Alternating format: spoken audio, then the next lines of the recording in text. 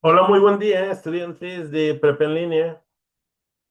Bienvenidos a esta segunda sesión de nuestra semana número 2 de este módulo 14, el universo natural. En esta semana estamos revisando los recursos de nuestra unidad número 2, ciencia y universo. Y es muy importante la entrega de nuestras actividades integradoras número 3, la ciencia en los fenómenos naturales, y nuestra actividad integradora número 4, la tabla periódica y sus aplicaciones. Les recuerdo mi nombre es Francisco Javier Camacho Flores y soy su asesor virtual para este módulo número 14. Ahora, para quienes logren integrar este 19 de septiembre, sé que algunos están participando, dependiendo del horario de nuestro país, en los simulacros nacionales. Es muy importante que se participe en este tipo de actividades. Bueno, esto dependiendo del uso horario de nuestro país, que tal vez se encuentren ya en el simulacro. Si se llegan a conectar, por favor, tomen directamente el audio de esta plataforma para realizar directamente su pregunta, sus dudas, sus comentarios o bien alguna sugerencia para llevar a cabo estas sesiones de espacios abiertos o bien escribiéndonos por medio del chat de esta plataforma Zoom. Se está generando una grabación de esta sesión, la cual se subirá a la plataforma de YouTube, donde en la sección de comentarios ustedes pueden escribir las dudas, alguna recomendación, incluso, ¿por qué no? Algún recurso que les haya parecido muy importante o incluso uno de los artículos que están investigando para su actividad integradora número 3. Lo más importante es que tanto en esta sesión como en la grabación de YouTube sigamos las normas de comunicación virtual. Pongamos nuevamente atención a lo que es el propósito formativo de este módulo número 14, el universo natural, y es reconocer las características del pensamiento científico que sustenta las ciencias experimentales. En esta semana, y lo vimos este miércoles 17, estamos abordando muchos aspectos respecto de una ciencia como lo es la física, sobre todo al conocer lo que son las ciencias, los tipos de energía que son muy, muy, muy útiles. Además de esto, es importante que tomemos en cuenta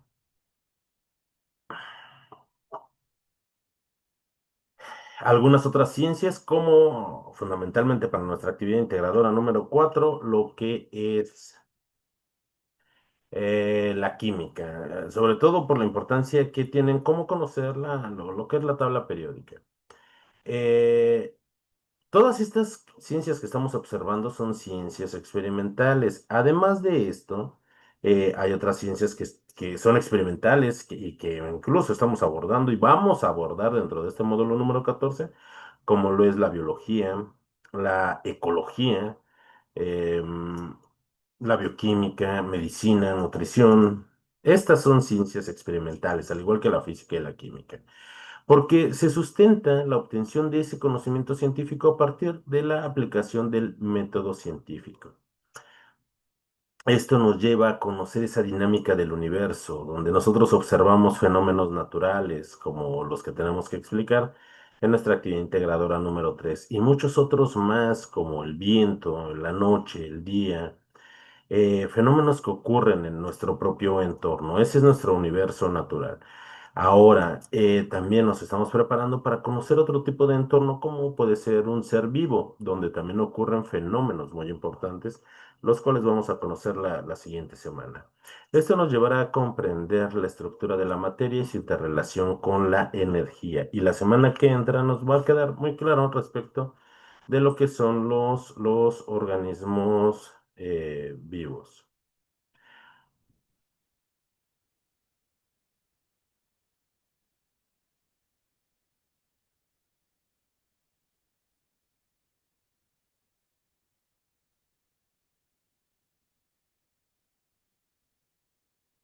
Ahora bien, eh, acerca de lo que es nuestra actividad integradora número 3, el miércoles pasado dimos una, o al menos quiero creer que dimos una explicación suficiente de lo que es la energía, los aspectos que debe de cubrir nuestra actividad integradora número 3. Así es que les sugiero que si no han visto la sesión del miércoles pasado, por favor véanla. Abordamos, creo que completamente todos los tópicos de nuestra actividad integradora número 3, también muchas sugerencias. Lo, eh, eh, Además de esto, también les sugiero que vean la sesión que brinda nuestro ADC, sobre todo para el cálculo de lo que son las entalpías de reacción. En el foro de novedades yo les subí una tabla de entalpías de muchas sustancias. Tal vez algunas de estas se encuentren en las ecuaciones que ustedes encuentren y ya pueden tomar las entalpías de este recurso que yo les estoy proporcionando. Además de que en la sesión del miércoles también hice un pequeño ejemplo de cómo calcular las entalpías de reacción. Y estoy seguro que nuestro ADC también muestra ejemplos acerca de de cómo realizar estas entalpías.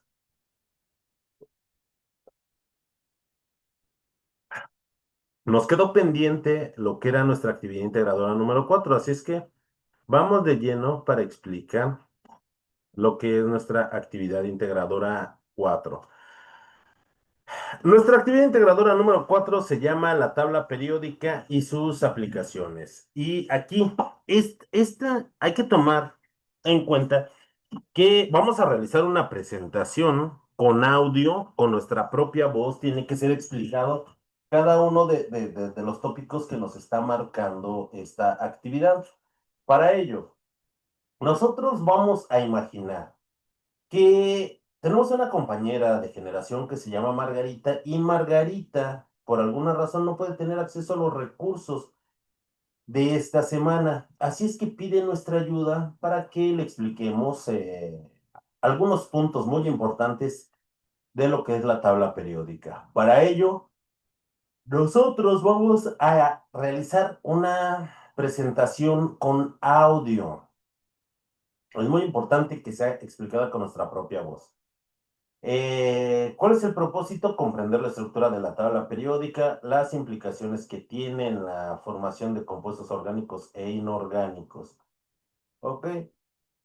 Entonces, nuestra presentación no va a estar dirigida a su asesor virtual, no va a estar dirigida hacia sus compañeros, tiene que estar dirigida hacia Margarita, porque Margarita es quien nos está solicitando nuestra ayuda para no retrasarse en sus actividades y tener una mejor comprensión de lo que es la tabla periódica. Y vamos a hablar un poco acerca de lo que es la tabla periódica. La tabla periódica a lo largo de la historia ha ido evolucionando. ¿Debido a qué? De que hace 200 años se conocían apenas y un puñado de elementos en forma pura. Se desconocían gran parte de los elementos. Entonces, muchos científicos trataron de ordenar los elementos de acuerdo a cómo reaccionaban, de acuerdo a su peso atómico, algunas características que se conocían hasta ese momento, particularmente en la formación de sus óxidos y en la formación también de algunas de sus sales. Conforme a esas características, la tabla periódica fue evolucionando. Eh, Desde el químico inglés, desde John Dalton empezó a dar una nomenclatura a los elementos que se conocían. Esta nomenclatura se hacía a partir de diversos símbolos, pero eran símbolos complejos.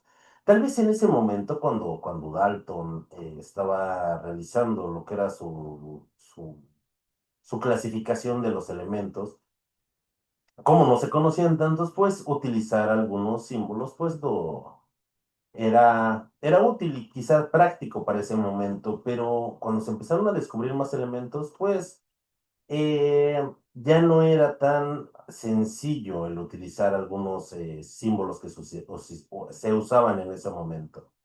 Así es que vienen más científicos a través de la historia, se empiezan a utilizar los símbolos que nosotros utilizamos ahora, que están compuestos los símbolos a partir de letras. Vienen algunos científicos como Dobereiner, como Chancourtois, que empiezan a clasificar a los elementos de acuerdo a sus características. Chancourtois, por ejemplo, utiliza como una pauta de música para ordenar a los elementos. Y para algunos corresponde, pero sin embargo para otros no. Fue hasta hace menos de un siglo y medio, o hace aproximadamente un siglo y medio.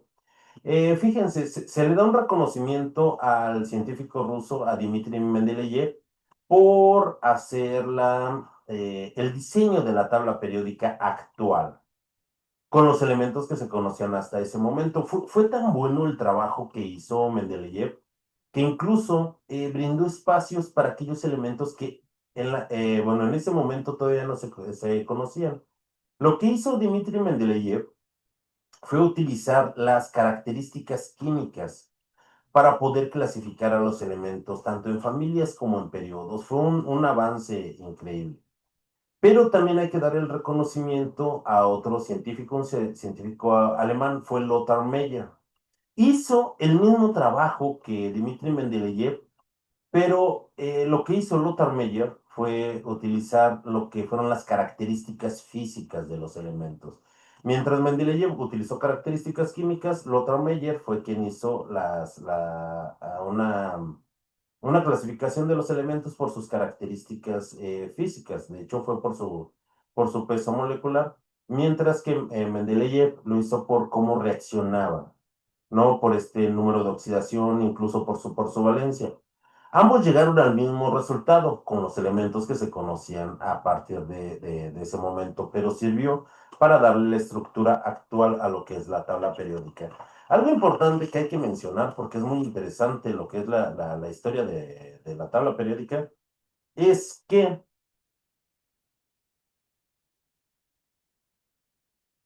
eh, esta tabla periódica, la que les muestro en pantalla, es la forma resumida de la tabla periódica. La tabla periódica original es más larga. ¿Por qué? Porque para hacer más práctica la tabla periódica se sacan dos series. Esas dos series es la serie de los lactánidos y la serie de los actínidos. Estos van en lo que es la familia número 3 y si metemos estas dos series que están hasta abajo, pues la tabla periódica sería horizontalmente muy ancha. Entonces, para hacerla más práctica, se sacan esas dos series y se hace esta versión resumida. Sí, es una versión resumida, pero que equivale a la otra versión. Sería menos práctica una versión mucho más larga. Es más fácil manejarlos de esta forma a los elementos. Pero recordemos, la serie de los lactánidos y de los actínidos le corresponde el periodo número 6 y 7 dentro de lo que es la familia número 3 de la tabla periódica. Y bueno, qué son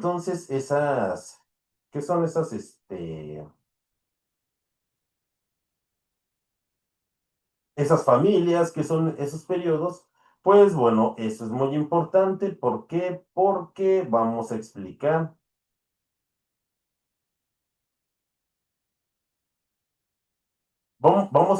en qué corresponden. Le vamos a explicar a Margarita que es un periodo, que es una familia, o cómo es que está compuesto el símbolo químico, qué es el peso atómico y algunas características muy interesantes de, eh, lo que, de lo que podemos nosotros encontrar, además de la información, en lo que es la tabla periódica. Y vamos para allá. ¿Qué necesitamos nosotros para realizar esta actividad? Para esta actividad nosotros necesitamos conocer la estructura de la tabla periódica, comprender la nomenclatura química y su clasificación, comprender la formación de compuestos orgánicos e inorgánicos, a partir de los elementos que se encuentran presentes en la tabla periódica y conocer los elementos que se unen para formar la vida. Con ello, es muy importante que nosotros hagamos una presentación en PowerPoint donde expliquemos con nuestra propia voz cada uno de los puntos que se nos está solicitando. En esta actividad es muy importante que sea explicada con nuestra viva voz y con nuestras propias palabras cada uno de los aspectos que se nos solicitan. Ahora, PowerPoint tiene una aplicación que se llama Insertar Audio. De esta forma nosotros podemos insertar el audio en las diapositivas. Les repito nuevamente, yo estoy consciente de que tal vez no todos tengan la misma versión de PowerPoint para poder insertar audio o que tengan esta aplicación. ¿Podemos nosotros subsanar esas deficiencias y cumplir con lo que se nos está solicitando, por ejemplo?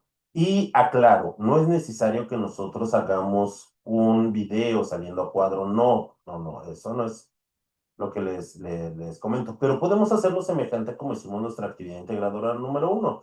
Podemos hacer una presentación a modo de video para poder explicarle a Margarita cada uno de estos rubros que incluyen en nuestra presentación.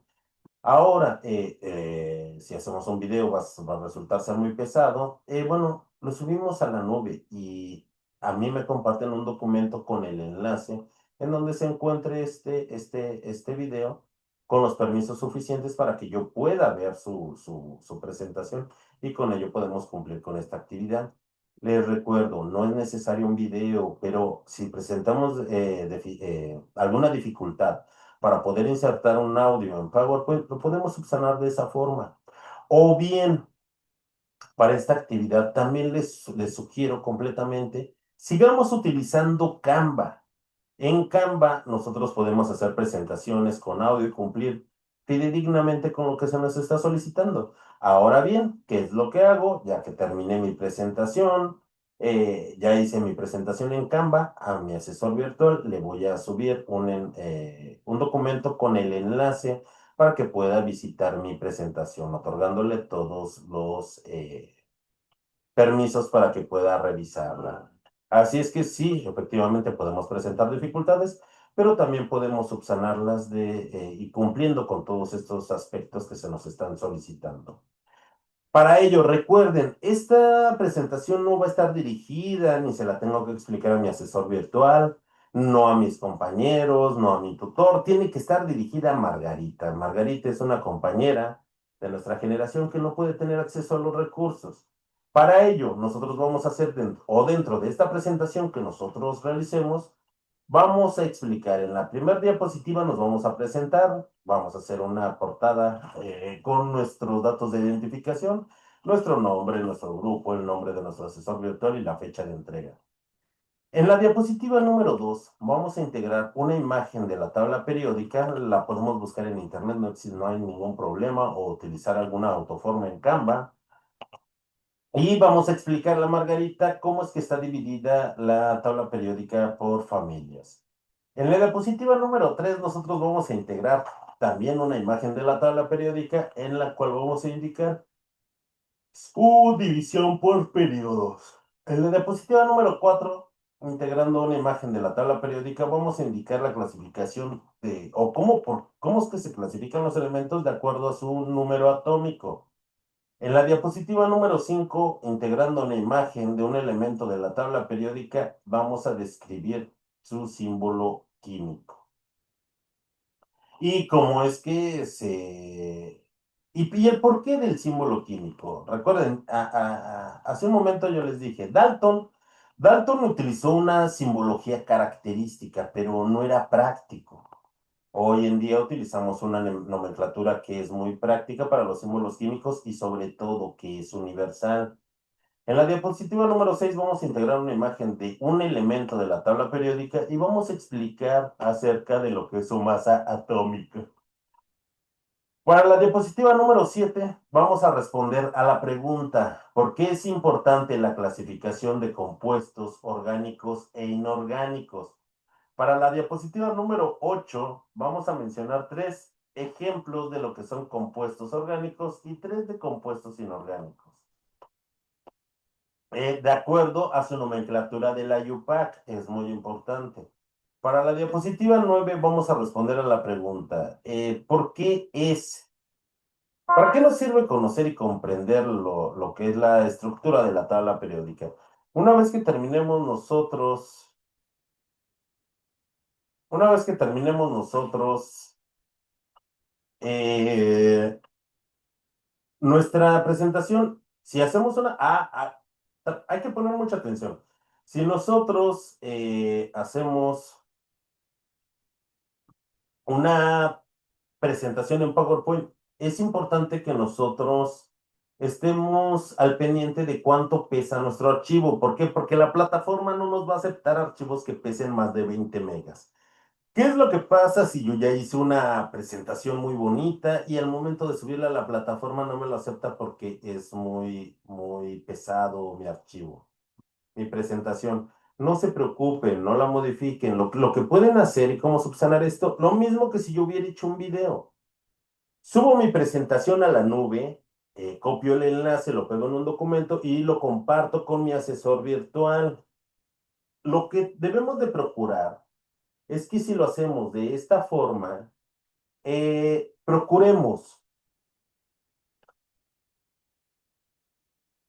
vigilar en que otorguemos o que me otorguen los accesos y los permisos para que yo pueda revisar su presentación, o en su defecto, su video. Por favor, no olviden en brindarme los accesos, porque si no puedo ver su presentación, no la puedo evaluar. Si hago mi presentación en PowerPoint y pesa menos de 20 megas, subo directamente mi presentación sin mayor problema, siempre y cuando no pese más de 20 megas. Si no, la plataforma no la va a poder aceptar. Bueno, vamos a platicar. Ahora, si recuerden que esto tiene que estar dirigido a Margarita. Y a Margarita le vamos a explicar qué es la tabla periódica. La tabla periódica es una forma gráfica de cómo nosotros ordenamos a estos 104 elementos de la tabla periódica. Van a decir, pero ¿por qué 104 elementos? Mi tabla periódica trae hasta 118. A lo mejor a mi asesor no conoce que existen más. Claro que hay más, pero todos estos elementos a partir bueno, es que de hecho muchos de los elementos que aparecen en la tabla periódica son elementos sintéticos. ¿Qué quiere decir esto? Que han sido sintetizados y que han sido elaborados en laboratorios aquí en la Tierra. En el universo no vamos a encontrar algunos de estos elementos. Cerca de 80 elementos que están en la tabla periódica los vamos a encontrar en cualquier rincón de nuestra galaxia, de nuestro universo. Los demás que aparecen en la tabla periódica y no están en el universo, pues es que han sido sintetizados aquí. Ahora también, y a partir del elemento 104, bueno, a partir del 105 hasta el 118, todavía no tienen nombres oficiales. Es por ello que todavía no tienen un reconocimiento tanto de su síntesis como de la nomenclatura. Así es que, y bueno, también algo importante, estos elementos, aunque son representativos, pues no tienen todavía alguna función en específico. ¿Por qué? Porque tienen vidas de milisegundos, son elementos muy inestables. Lo que nos importan son de los elementos del 101, como el del hidrógeno, hasta el 104, que es el Rutherfordio o Kurchatowio. Para decir el Kurchatowio no, se llama Rutherfordio. Vamos a ver que algunos elementos también tienen más de un nombre, o así se le conoce. Y bueno, este ordenamiento de la tabla periódica, no solamente, o esta forma tan caprichosa que tiene, cumple muchas funciones. Los elementos los vamos a ordenar y agrupar de acuerdo a sus características físicas, de acuerdo a sus características químicas, de acuerdo a sus características electrónicas, de acuerdo a su electronegatividad, de acuerdo al radio atómico, de acuerdo a cómo reaccionan. Incluso aquellos que no reaccionan también hay que ordenarlos. Es por ello que la tabla periódica cumple con esta función. los elementos que tienen características físicas, que tienen características químicas, electrónicas semejantes, bueno, tienden a tener espacios específicos en la tabla periódica y de esta forma nosotros los agrupamos dentro de familias y periodos. Algo importante también de la tabla periódica antes de avanzar, porque tal vez van a encontrar algunas nomenclaturas o información diferente. ¿Por qué diferente? Porque anterior al 2007, y esto es a través de la historia de la tabla periódica, los elementos se habían agrupado en familias A y familias B y se identificaban por medio de números romanos. Había 8 familias A y 8 familias B. La UPAC, a partir del 2007, dice, bueno, vamos a dejar esta clasificación y vamos a utilizar una mejor clasificación para las familias y vamos a enumerarlas de forma continua desde el número 1 hasta el número 18. ¿Hubo un cambio significativo? No, la tabla periódica se sigue quedando igual. Lo que cambió es la identificación de las familias, de 8 familias A y 8 familias B, a lo que es exactamente lo mismo, 18 familias, pero numeradas del número 1 al número 18. Pero tal vez ustedes digan, si había 8 familias A y 8 familias B, 8 y 8 son 16, porque ahora hay 18. ¿De dónde salieron esas dos familias nuevas? ¿O qué es lo que pasó? ¿Cómo es que no cambió? No. Las familias A comprendían tanto metales alcalinos, alcalino-térreos, como semimetales hasta los gases nobles. Y se identificaban con números romanos, del 1A romano hasta el 8A romano. Y había familias B, también indicadas con números romanos. Solo que aquí hay algo característico y es importante porque también la tabla periódica guarda mucha historia. Se conocía como la familia del hierro y además también tenían un ordenamiento diferente. La familia del hierro correspondía a lo que hoy es la familia 8, 9 y 10. No cambiaron en posiciones, solamente cambió cómo se identificaba. La familia del hierro comprendía a lo que es la familia del cobalto y del níquel. ¿Por qué? Porque guardan características respecto del número de oxidación y valencia semejantes. Es por ello que estas tres correspondían a una sola familia y ahí es donde viene esta discrepancia, pero no ha cambiado en cuanto a la información, solamente en cómo los enumeramos. Creo que y con la numeración actual, desde el número 1 empezando por la izquierda y terminando en el 18 por la derecha, es mucho más fácil el poder ubicar de esta forma las familias. No obstante, con ello, también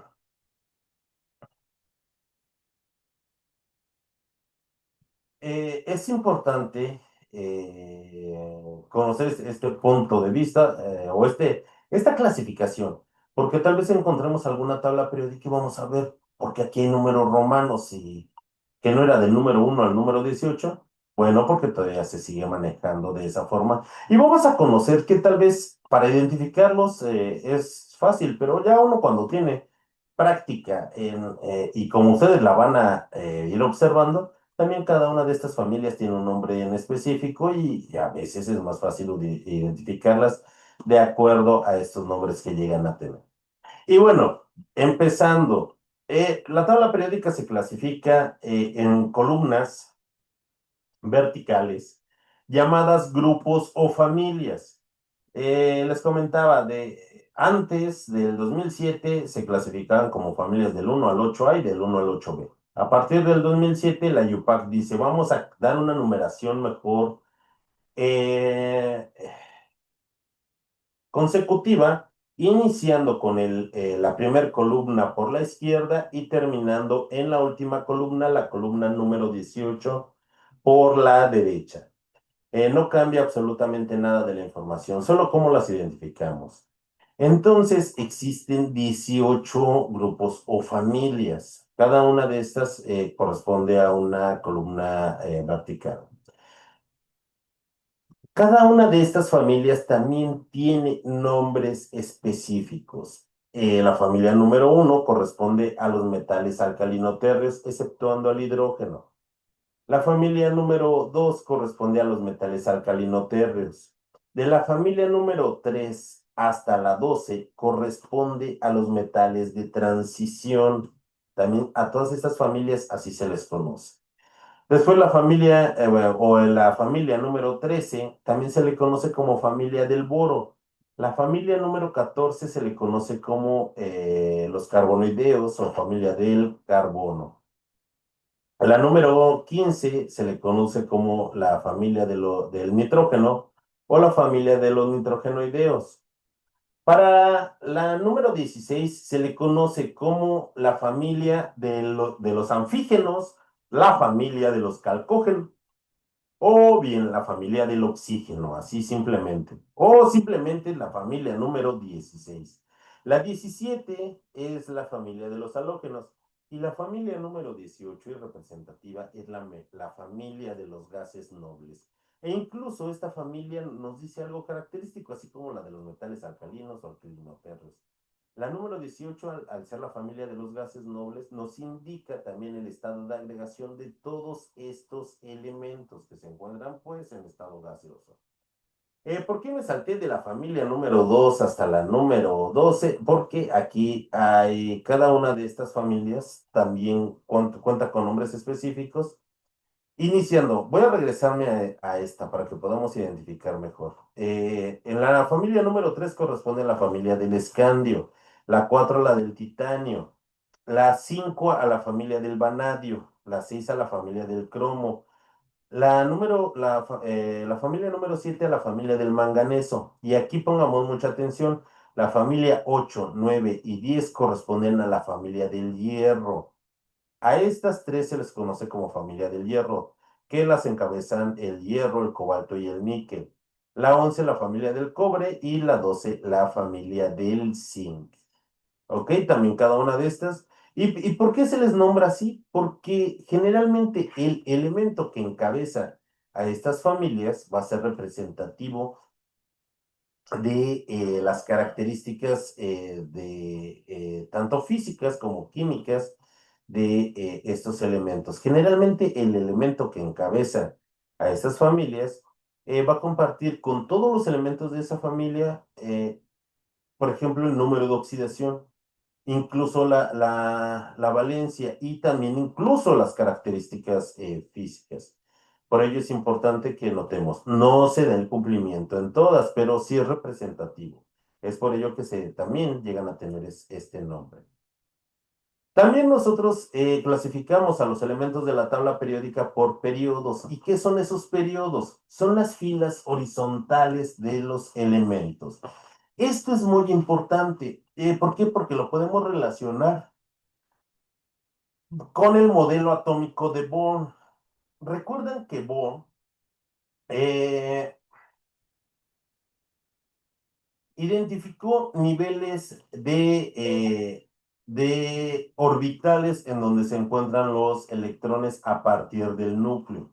Recuerdan que Bohr les dio nombres específicos como KLMNOP a estos 7 niveles. Bueno, estos 7 niveles, adivinen que corresponden también a estos periodos. Por ello es que son 7 periodos de los elementos de la tabla periódica, iniciando por la primera fila horizontal en la parte superior hacia abajo, continuando con el 2, 3, 4, 5, 6 y 7. Algo importante, además de esta relación que guarda con el modelo atómico de Bohr y también estos niveles electrónicos, es que también cada uno de estos periodos va a compartir algo que se llama configuración electrónica. Y la configuración electrónica es la disposición de esos electrones en los diferentes orbitales que ocurren en esta nube electrónica, en estos niveles energéticos donde se encuentran los electrones. Algo también muy importante, los periodos también nos indican cómo se empieza a incrementar lo que es el radio atómico. Entonces el radio atómico crece o tiene un incremento, así como nosotros vayamos aumentando en cuanto a estos periodos. los elementos que se encuentran en la parte más baja de lo que es la tabla periódica tienen su radio atómico mucho más grande. Algo también que podemos conocer nosotros de la posición de la tabla periódica, conociendo los periodos y las familias, es que la electronegatividad de los elementos en la tabla periódica, la electronegatividad aumenta de abajo hacia arriba y también aumenta de izquierda a derecha. Eso es algo muy importante que nosotros podemos obtener solo con conocer la posición de un elemento en la tabla periódica. El número atómico. Regresemos nuevamente a lo que aprendimos la semana pasada y recuerdan que Rutherford nos decía, fue quien descubrió el núcleo atómico y en este núcleo atómico él determinó que se encontraban lo que eran los protones. Más adelante se identificaron que también había neutrones y bueno, estas partículas subatómicas, que son las que cuentan con mayor masa de un átomo, se encuentran en ese núcleo. Los electrones se encuentran girando alrededor de este y además los electrones tienen una masa 1000 veces menor a lo que son los protones. Por ello es que pues no se considera para lo que es el número atómico ni lo que es la masa atómica. El número atómico va a corresponder a la cantidad de protones que tienen los átomos en su núcleo atómico y siempre es de forma creciente el número de protones. Entonces ese número de protones siempre va a corresponder a un número entero y progresivo desde el número 1 hasta el 104 o hasta el 118, de acuerdo a sus tablas periódicas. Eh, Quien tiene el número atómico, el 1, es el hidrógeno, porque el hidrógeno solamente cuenta con un protón en su núcleo, o al menos el isótopo más abundante. Tiene solamente un protón en el núcleo. El número atómico empieza a aumentar de arriba hacia abajo y también de izquierda a derecha. Así es que el número atómico 2 le corresponde al helio en el mismo periodo, pero hasta la familia número 18. Y de ahí bajamos a la familia número 1 en el periodo número 2 con el litio, el berilio con el 4, el boro con el 5, el carbono con el 6, nitrógeno 7, oxígeno 8, flúor 9, neón 10. Y bajamos al tercer periodo con el sodio, el magnesio, el aluminio, el silicio, el fósforo, el azufre, el cloro y el argón.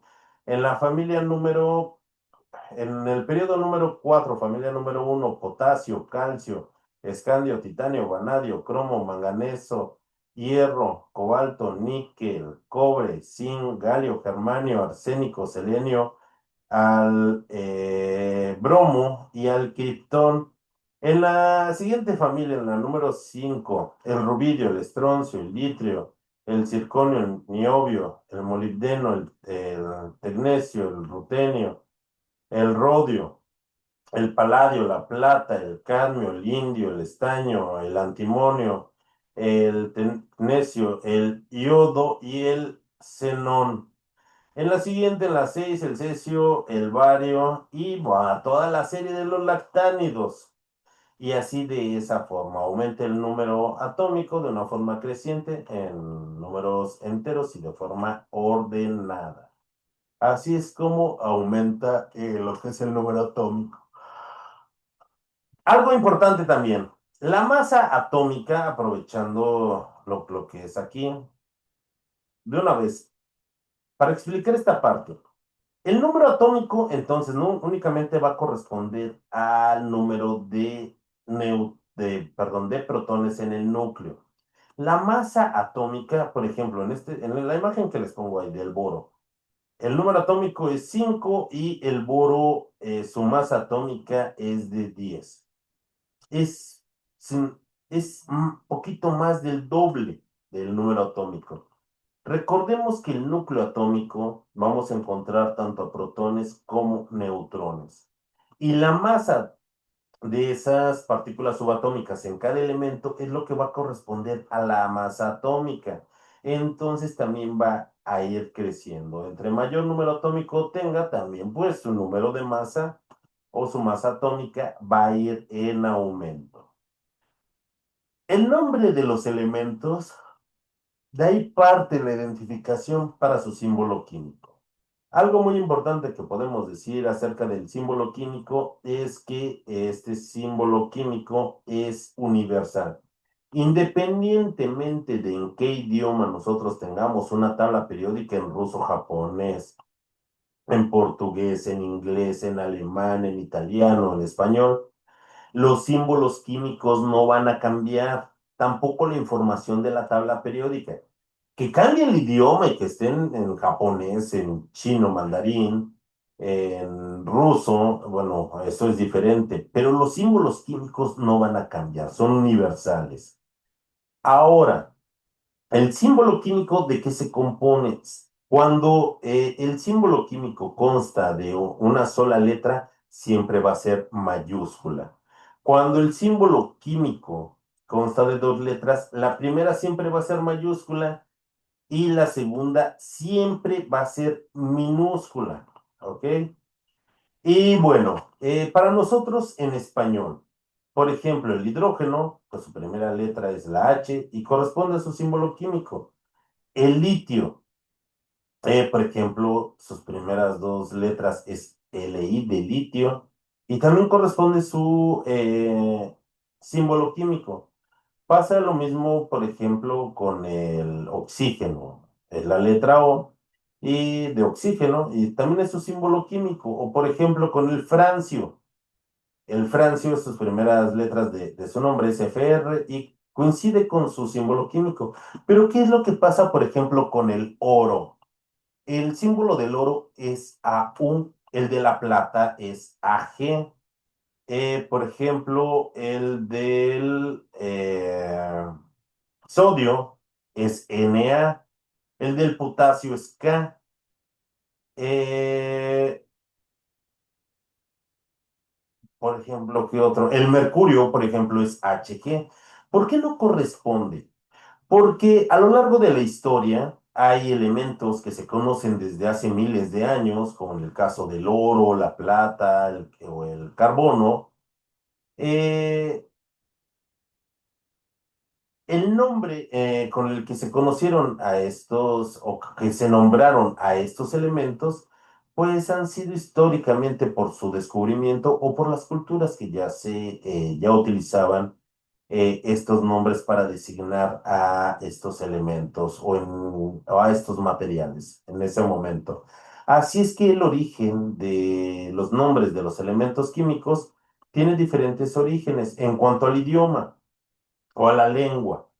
Muchos y gran parte de estos corresponden al latín.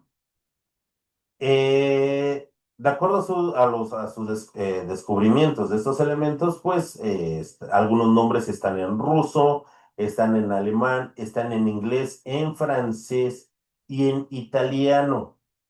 Es por ello que muchos de sus símbolos químicos pues, no corresponden con el nombre en español, pero corresponden en el nombre de cómo se nombró estos elementos en el idioma en el que fueron descubiertos o en el idioma en el que fueron nombrados. Es por ello que muchos van a coincidir tal vez en español y muchos de estos no vayan a coincidir en español. Como hace un momento explicábamos acerca de la masa atómica, la masa atómica va a ser la masa de estas partículas subatómicas en el núcleo de los átomos. Es por ello que pues, generalmente va a ser más del doble o el doble de lo que es el número atómico. ¿Por qué? Porque es la masa tanto de los neutrones como los protones que se encuentran en el núcleo de estos átomos de los elementos. ¿Ok? Continuando, estudiantes de prepa en línea, recuerden, ¿por qué es importante clasificar los compuestos orgánicos e inorgánicos? Porque reaccionan y tienen diferentes características. Pero entre elementos orgánicos e inorgánicos nosotros podemos tener características semejantes entre estas clasificaciones.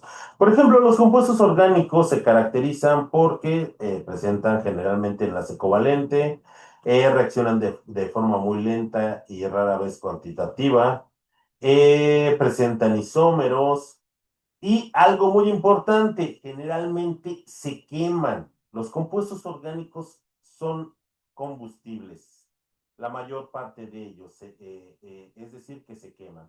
Se disuelven en disolventes orgánicos y vamos a tener millones de este tipo de compuestos. Por ejemplo, los alcoholes como el metanol, el etanol, el propanol, el isopropanol, azúcares como la sacarosa, la glucosa, la fructosa, la manosa, la arabiosa, proteínas como la hemoglobina, aminoácidos como el triptofano, la metionina, la glicina, gases, hidrocarburos gaseosos como el metano, el propano, el etano, el isopropano, grasas como el ácido butírico, el ácido valproico, el ácido palmítico, el ácido esteárico, el ácido oleico, el ácido linolénico, componentes de la madera como la celulosa o la hemilcelulosa, las ligninas. Tenemos miles, no miles, tenemos millones de compuestos orgánicos para poder identificar. ¿Y qué pasa con los compuestos inorgánicos? Los compuestos inorgánicos se caracterizan principalmente porque el enlace que está presente es generalmente un enlace iónico, le da la característica de que la mayor parte de ellos pueden disolverse en agua, no presentan isómeros, sus reacciones son muy rápidas y generalmente no se queman. De aquí que tengamos compuestos o inorgánicos como el agua, bicarbonatos o carbonatos de sodio, de potasio, de cesio, gases como el dióxido de carbono o el monóxido de carbono, a sustancias ácidas como el ácido sulfúrico, el ácido clorhídrico, el ácido fosfórico, el ácido nítrico, hidróxidos como el hidróxido de potasio, de calcio, sales como el cloruro de sodio, el cloruro de cesio, óxidos como el óxido de hierro, de cobalto, de níquel. Tenemos millones también de compuestos inorgánicos. Recuerden que nosotros en esta actividad debemos de realizar una presentación con audio. Esta presentación tiene que ser explicada con nuestras propias palabras y lo más importante, con nuestra viva voz, recordando que